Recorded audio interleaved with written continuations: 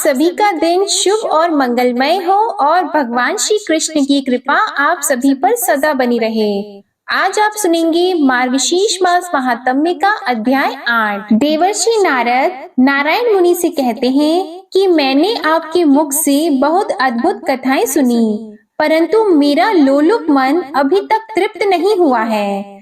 यह और भी विशिष्ट प्रसंग को सुनना चाहता है। अतः अब श्री कृष्ण जन्मखंड का विस्तार पूर्वक वर्णन कीजिए, जो मनुष्यों के जन्म मरण आदि का खंडन करने वाला है। वह समस्त तत्वों का प्रकाशक, कर्म बंधन का नाशक, हरि भक्ति प्रदान करने वाला, तत्काल वैराग्य जनक, संसार विषयक, मुक्ति बीज का कारण तथा भव सागर से पार उतारने वाला उत्तम साधन है। मैं आपका शरणागत भक्त एवं शिष्य हूँ, अतः आप मुझे श्री कृष्ण जन्मखंड की कथा को विस्तार पूर्वक सुनाइए। किसकी प्रार्थना से एकमात्र परिपूर्णतम परमेश्वर श्री कृष्ण अपने संपूर्ण अंशों से इस भूतल पर अवतीर्ण हुए, किस युग में, किस हेतु से और कहाँ उनका आविर्भाव हुआ, उनके पिता वसुदेव कौन थे अथवा माता देवकी भी कौन थी, बताइए। किसके कुल में भगवान ने माया द्वारा जन्म ग्रहण की लीला की, श्री हरि ने किस रूप से यहाँ आकर क्या किया। मुने, सुना जाता है कि श्री कृष्ण कंस के भय से सूतिका ग्रह से गोकुल को चले गए थे। जो स्वयं भय के स्वामी हैं, उन्हें कीट तुल्य कंस से क्यों भय हुआ। उन श्री हरि ने गोप वेश धारण करके गोकुल में कौन सी लीला की, वे तो जगदीश्वर है। फिर उन्होंने गोपांगनाओं के साथ क्यों विहार किया, गोपांगनाएं कौन थी अथवा वे ग्वाल बाल भी कौन थे, यशोदा कौन थी, नंद राय जी कौन थे, उन्होंने कौन सा पुण्य किया था। श्री हरि की प्रेसी गोलोक वासिनी पुण्यवती देवी श्री राधा क्यों व्रज में व्रज कन्या होकर प्रकट हुई। गोपियों ने किस प्रकार दुराराध्य परमेश्वर को प्राप्त किया। श्री हरि उन सबको छोड़कर मथुरा क्यों चले गए। हे महाभाग, पृथ्वी का भार उतारकर कौन सी लीला करने के बाद भगवान श्री कृष्ण पुनः परम धाम को पधारे। आप उनकी लीला कथा सुनाइए, क्योंकि उसका श्रवण और कीर्तन पुण्यदायक है। श्री हरि की कथा अत्यंत दुर्लभ है। वह भव सागर से पार उतारने के लिए नौका के समान है। प्रारब्ध भोग रूपी बेड़ी तथा क्लेशों का उच्छेदन करने के लिए कटार है। पाप रूपी ईंधन राशि का दाह करने के लिए प्रज्वलित अग्नि शिखा के समान है। इसे सुनने वाले पुरुषों के करोड़ों जन्मों की पाप राशि का यह नाश कर देती है। भगवान की कथा शोक सागर का नाश करने वाली मुक्ति है। वह कानों में अमृत के समान मधुर प्रतीत होती है। हे कृपानिधि, मैं आपका भक्त एवं शिष्य हूँ, आप मुझे श्री हरि कथा का ज्ञान प्रदान कीजिए। भगवान नारायण बोले, कुल को पवित्र करने वाले नारद, मैं तुम्हें अच्छी तरह जानता हूँ। तुम धन्य हो, पुण्य की मूर्तिमती राशि हो। लोगों को पवित्र करने के लिए ही तुम इनमें भ्रमण करते हो। वाणी से मनुष्यों के हृदय की तत्काल पहचान हो जाती है। तुम जीवन मुक्त और पवित्र हो। भगवान गदाधर के शुद्ध भक्त हो। अपने चरणों की धूल से सबकी आधारभूता वसुधा को पवित्र करते फिरते हो। समस्त लोगों को अपने स्वरूप का दर्शन देकर पवित्र बनाते हो। भगवान श्री हरि की कथा परम मंगलमयी है, इसलिए तुम उसे सुनना चाहते हो। जहाँ श्री कृष्ण की कथाएं होती हैं, वहीं सब देवता निवास करते हैं। ऋषि मुनि और संपूर्ण तीर्थ भी वहीं रहते हैं। वे कथा सुनकर अंत में अपने निरापद स्थान को जाते हैं। जिन स्थानों में श्री कृष्ण की शुभ कथाएं होती हैं, वे तीर्थ बन जाते हैं। जिनकी भगवान श्री कृष्ण में भक्ति होती है, उनकी कथाओं से प्रेम होता है। कथा सुनकर जिसके नेत्रों में आंसू छलक आते हो और शरीर में रोमांच छा जाता हो तथा मन उसी में डूब जाता हो, उसी को विद्वान पुरुषों ने सच्चा भक्त कहा है। जो मन, वाणी और शरीर से स्त्री पुत्र आदि सबको श्री हरि का ही स्वरूप समझता है, उसे विद्वानों ने भक्त कहा है। जिसकी सब जीवों पर दया है तथा जो संपूर्ण जगत को श्री कृष्ण जानता है, वह महाज्ञानी पुरुष ही वैष्णव भक्त माना गया है। श्री नारायण बोले, एक बार गोलोक में श्री कृष्ण विरजा देवी के समीप थे। श्री राधा को यह ठीक नहीं लगा। श्री राधा सखियों सहित वहां जाने लगी। तब श्री दाम ने उन्हें रोका। इस पर श्री राधा ने श्री दाम को श्राप दे दिया कि तुम असुर योनि को प्राप्त हो जाओ। तब श्री दाम ने भी श्री राधा को यह शाप दिया कि आप भी मानव योनि में जाएं। वहां गोकुल में श्री हरि के ही अंश महायोगी रायण नामक एक वैश्य होंगे। आपका छाया रूप उनके साथ रहेगा। अतएव भूतल पर मूढ़ लोग आपको रायण की पत्नी समझेंगे। श्री हरि के साथ कुछ समय आपका विछोह रहेगा। इससे श्री दाम और श्री राधा दोनों को ही क्षोभ हुआ। तब श्री कृष्ण ने श्री दाम को सांत्वना देकर कहा कि तुम त्रिभुवन विजेता सर्वश्रेष्ठ शंखचूड़ नामक असुर होगे और अंत में श्री शंकर के त्रिशूल से भिन्न देह होकर यहाँ मेरे पास लौट आओगे। श्री राधा को बड़े ही प्रेम के साथ हृदय से लगाकर भगवान ने कहा, वाराह कल्प में मैं पृथ्वी पर जाऊंगा और व्रज में जाकर वहाँ की पवित्र काननों में तुम्हारे साथ विहार करूंगा। मेरे रहते तुमको क्या भय है। उधर विरजा देवी नदी हो गई और उनके श्री कृष्ण के द्वारा जो 7 सुंदर पुत्र हुए थे, वे लवण, इक्षु, सुरा, घृत, दधि, दुग्ध और जल रूप 7 समुद्र हो गए। यह सब श्री राधा और श्री कृष्ण की लीला ही है, जो व्रज में परम दिव्य, पवित्रतम, विलक्षण प्रेम रस धारा बहाने के लिए निमित्त रूप से की गई थी। इसी निमित्त से लीलामय श्री राधा और श्री कृष्ण वाराह कल्प में पृथ्वी पर अवतीर्ण हुए। श्री राधा गोकुल में श्री वृषभानु के घर प्रकट हुई। यह कथा प्रसंग अनुसार पहले के अध्याय में भी सुनाई गई है। अब नारद जी ने पूछा, वेद वेताओं में श्रेष्ठ नारायण किसकी प्रार्थना से और किस कारण जगदीश्वर श्री कृष्ण ने इस भूतल पर अवतार लिया था? तब श्री नारायण ने कहा, प्राचीन काल की बात है। वाराह कल्प में पृथ्वी असुरों के अधिक भार से आक्रांत हो गई थी। अतः शोक से अत्यंत पीड़ित होकर वह ब्रह्मा जी की शरण में गई। उसके साथ असुरों द्वारा सताए गए देवता भी थे, जिनका मन अत्यंत उद्विग्न हो रहा था। पृथ्वी उन देवताओं के साथ ब्रह्मा जी की दुर्गम सभा में गई। वहां उसने देखा देवेश्वर ब्रह्मा ब्रह्म तेज से जाज्वल्यमान हो रहे हैं तथा सिद्धेंद्र गण सानंद उनकी सेवा में उपस्थित हैं। ब्रह्मा जी कृष्ण इस 2 अक्षर के पर ब्रह्मा स्वरूप मंत्र का जप कर रहे थे। उनके नेत्र भक्ति जनित आनंद के आंसुओं से भरे थे और संपूर्ण अंगों में रोमांच हो आया था। मुनि देवताओं सहित पृथ्वी ने भक्ति भाव से चतुरानन को प्रणाम किया और दैत्यों के भार आदि का सारा वृतांत कह सुनाया। आंसू भरे नेत्रों और पुलकित शरीर से वह ब्रह्मा जी की स्तुति तथा रुदन करने लगी। तब जगत धाता ब्रह्मा जी ने उससे पूछा, भद्रे तुम क्यों स्तुति करती हो और रोती हो? बताओ किस उद्देश्य से तुम्हारा आगमन हुआ है? विश्वास करो तुम्हारा भला होगा। कल्याणी सुस्थिर हो जाओ, मेरे रहते तुम्हें क्या भय है? इस प्रकार पृथ्वी को आश्वासन देकर ब्रह्मा जी ने देवताओं से आदर पूर्वक पूछा, देवगण किस लिए तुम्हारा मेरे समीप आगमन हुआ है? ब्रह्मा जी की यह बात सुनकर देवता लोग उन प्रजापति से बोले, प्रभु पृथ्वी दैत्यों के भार से दबी हुई है तथा हम भी उनके कारण संकट में पड़ गए हैं। दैत्यों ने हमें ग्रस लिया। आप ही जगत के सृष्टा हैं, शीघ्र ही हमारा उद्धार कीजिए। ब्राह्मण आप ही इस पृथ्वी की गति हैं, इसे शांति प्रदान करें। पितामह यह पृथ्वी जिस भार से पीड़ित है उसी से हम भी दुखी हैं, अतः आप उस भार का हरण कीजिए। देवताओं की बात सुनकर जगत सृष्टा ब्रह्मा जी ने पृथ्वी से पूछा, बेटी तुम भय छोड़कर मेरे पास सुख पूर्वक रहो।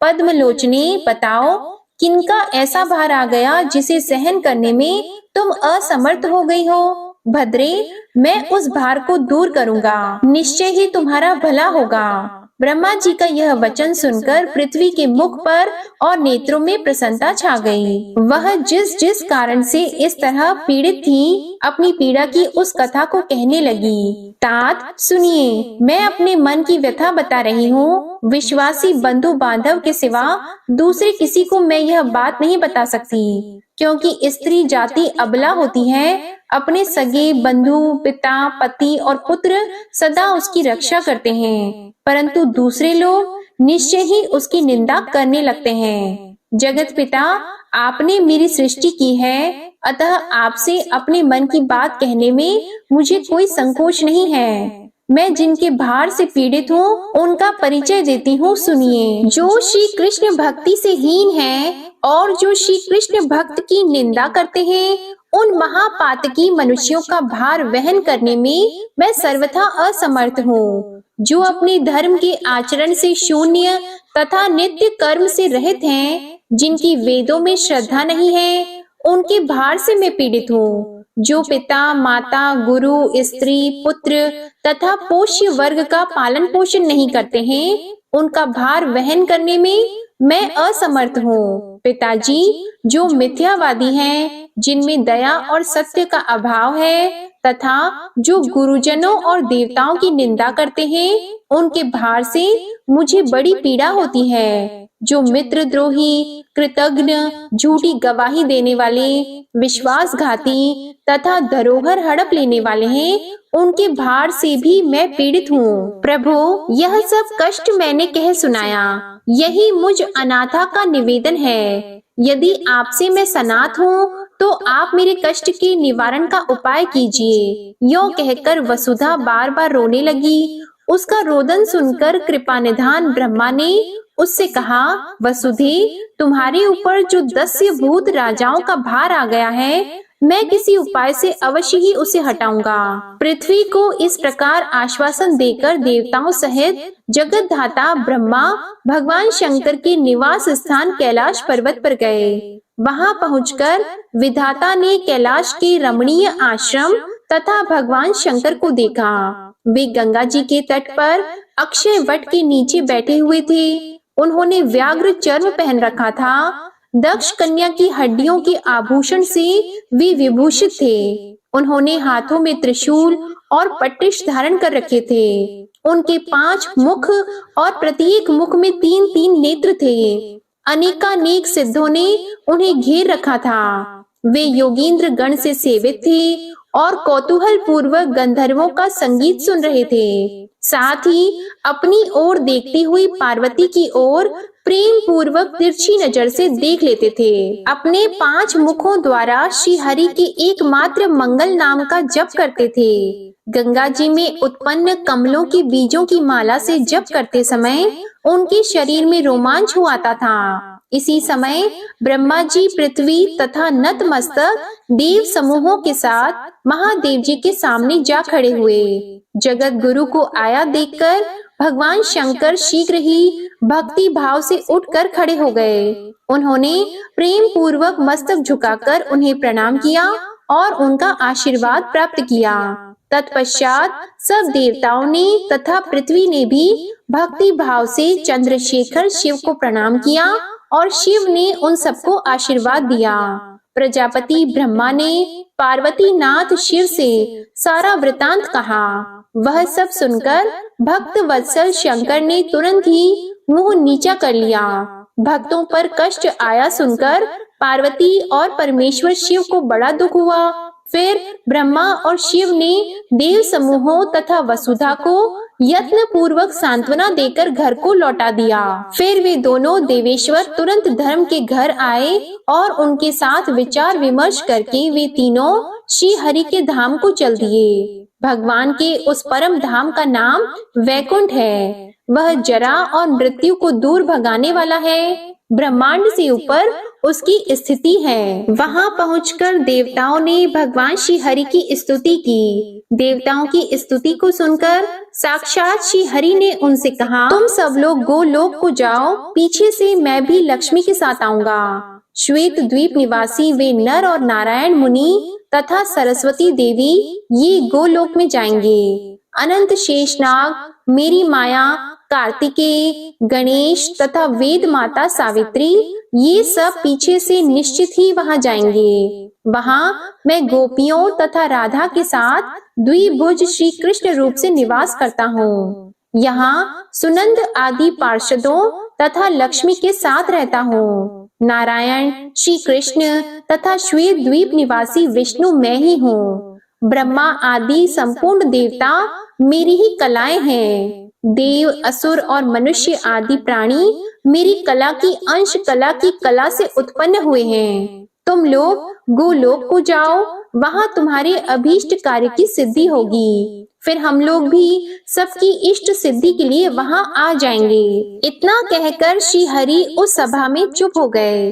तब उन सब देवताओं ने उन्हें प्रणाम किया और वहां से अद्भुत गोलोक की यात्रा की। वह उत्कृष्ट एवं विचित्र परम धाम जरा एवं मृत्यु को हर लेने वाला है। वह अगम्य लोक वैकुंठ से 50 करोड़ योजन ऊपर है और भगवान श्री कृष्ण की इच्छा से निर्मित है। उसका कोई बाह्य आधार नहीं है। श्री कृष्ण ही वायु रूप से उसे धारण करते हैं। वे ब्रह्मा आदि देवता उस अनिर्वचनीय लोक की ओर जाने के लिए उन्मुख हो चल दिए। उन सबकी गति मन के समान तीव्र थी, अतः वे सब के सब विरजा के तट पर जा पहुँचे। सरिता के तट का दर्शन करके उन देवताओं को बड़ा आश्चर्य हुआ।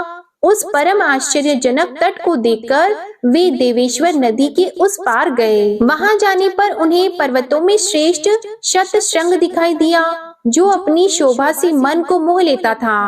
दिव्य पारिजात वृक्षों की वनमालाएं उसकी शोभा बढ़ा रही थी। वह पर्वत कल्प वृक्षों तथा कामधेनुओं द्वारा सब ओर से घिरा था। उसकी ऊंचाई 1 करोड़ योजन थी और लंबाई 10 करोड़ योजन। वहां देवेश्वरों ने सबके दर्शन किए। वे सभी श्री हरि के श्रेष्ठ पार्षद थे। मुने, वहां से थोड़ी ही दूर पर उन्हें एक मनोहर राजमार्ग दिखाई दिया, जिसके दोनों पार्श्व में लाल मणियों से अद्भुत रचना की गई थी। इंद्रनील, पद्मराग, हीरे और सुवर्ण की बनी हुई वेदियां उस राजमार्ग के उभय पार्श्व को सुशोभित कर रही थी। मुने, देवताओं ने वहां अत्यंत मनोहर नृत्य तथा सुंदर ताल से युक्त रमणीय संगीत देखा, जहां श्री राधा कृष्ण के गुणों का अनुवाद हो रहा था। उस अमृतोपम गीत को सुनते ही वे देवता मूर्छित हो गए। फिर क्षण भर में सचेत होकर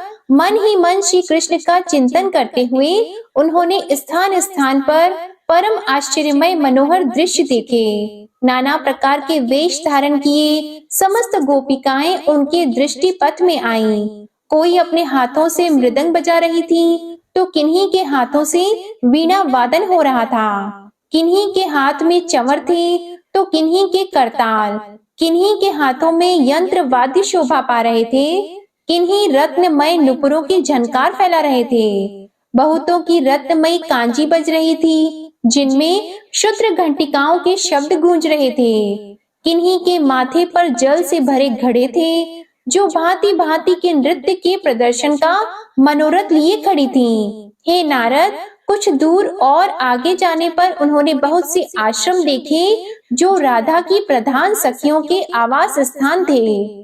वे रूप, गुण, वेश, यौवन, सौभाग्य और अवस्था में एक दूसरे के समान थी। श्री राधा की समवयस्का सखियां 33 गोपियां हैं, जिनकी वेशभूषा अनिर्वचनीय है। उनके नाम सुनो: सुशीला, शशिकला, यमुना, माधवी, रति, कदम्बमाला, कुंती, जानवी, स्वयं प्रभा, चंद्रमुखी, पद्ममुखी, सावित्री, सुधामुखी, शुभा, पद्मा, पारिजाता, गौरी, सर्वमंगला, कालिका, कमला, दुर्गा, भारती, सरस्वती, गंगा, अंबिका, मधुमती, चंपा, अपर्णा, सुंदरी, कृष्ण प्रिया, सती, नंदिनी और नंदना, ये सब की सब समान रूप वाली हैं। इनके शुभ्र आश्रम रत्नों और धातुओं से विचित्र हैं। नाना प्रकार के चित्रों से चित्रित होने के कारण वे अत्यंत मनोहर प्रतीत होते हैं। उनके शिखर बहुमूल्य रत्नमय कलश समूहों से जाजल्यमान हैं। उत्तम रत्नों द्वारा उनकी रचना हुई है। गोलोक ब्रह्मांड से बाहर और ऊपर है, उससे ऊपर दूसरा कोई लोक नहीं है। ऊपर सब कुछ शून्य ही है, वहीं तक सृष्टि की अंतिम सीमा है। 7 रसातलों से भी नीचे सृष्टि नहीं है। रसातलों से नीचे जल और अंधकार है, जो अगम्य और अदृश्य है। जय श्री कृष्णा। इसके आगे का वृतांत आप अगले अध्याय में सुनेंगे। अब आप सुनिए श्री कृष्ण चालीसा पाठ। बंशी शोभित कर मधुर, नील जलद तन श्याम, अरुण अधर जनुबिंब फल, नयन कमल अभिराम। पूर्ण इंद्र अरविंद मुख, पीतांबर शुभ साज, जय मनमोहन मदन छवि, कृष्ण चंद्र महाराज। जय यदुनंदन जय जगवंदन, जय वसुदेव देवकी नंदन, जय यशोदा सुत नंद दुलारे, जय प्रभु भक्तन के द्रुग तारे। जय नट नागर नाग नथैया, कृष्ण कन्हैया धीनु चरैया। पुनि नख पर प्रभु गिरिवर धारो, आओ दीनन कष्ट निवारो। वंशी मधुर अधर धरि टेरो, होवे पूर्ण विनय यह मेरो। आओ हरि पुनि माखन चाखो, आज लाज भारत की राखो। गोल कपोल चिबुक अरुणारी, मृदु मुस्कान मोहिनी डारी। राजित राजीव नयन विशाला, मोर मुकुट वैजंती माला। कुंडल श्रवण पीत पट आछी, कटी किंकिणी काचनि काछी। नील जलज सुंदर तनु सोहे, छबि लखी सुर नर मुनि मन मोहे। मस्तक तिलक अलक घुंघराले, आओ कृष्ण बांसुरी वाले। करि पय पान पुत नहीं तारियो, अका बका का गासुर मारियो। मधुवन जलत अगिन तब ज्वाला, भय शीतल लखतहि नंद लाला। सुरपति जब ब्रज चढ़्योर साई, मूसर धार वारी वर्षाई। लगत लगत व्रज चहन बहायो, गोवर्धन नख धारी बचायो। लखी यशोदा मन भ्रम अधिकाई, मुख मंद 14 भुवन दिखाई। दुष्ट कंस अति उधम मचायो, कोटि कमल जब फूल मंगायो। नाथी कली यहीं तब तुम लीन है, चरण चिन्ह दे निर्भय कीन है। करि गोपिन संग रास विलासा, सबकी पूर्ण करि अभिलाषा। केतिक महा असुर संहार्यो, कंस ही केस पकड़ी दे मारियो। मात पिता की बंदी छुड़ाई, उग्रसेन कह राज दिलाई। महिषी मृतक छहो सुत लायो, मातु देव की शोक मिटायो। भौमासुर मुर दैत्य सहारी, लाए 18 सहस कुमारी। देवी मही तृण चीर सहारा, जरा सिंधु राक्षस कहि मारा। असुर बकासुर आदिक मारियो, भक्तन के तब कष्ट निवार्यो। दीन सुदामा की दुख टारियो, तंदुल 3 मूठ मुख डारियो। श्री कृष्ण चालीसा समाप्त होती है। प्रेम से बोलिए भगवान श्री कृष्ण की जय। आपको आज की कथा अच्छी लगी तो वीडियो को लाइक कीजिएगा, शेयर कीजिएगा, कमेंट में भगवान श्री कृष्ण की जय लिखिएगा और चैनल को भी सब्सक्राइब कीजिएगा। इसी के साथ आज आप हमारे चैनल पर उत्पन्ना एकादशी की तिथि और शुभ मुहूर्त की वीडियो भी जरूर देखिएगा। जय श्री राधे कृष्णा।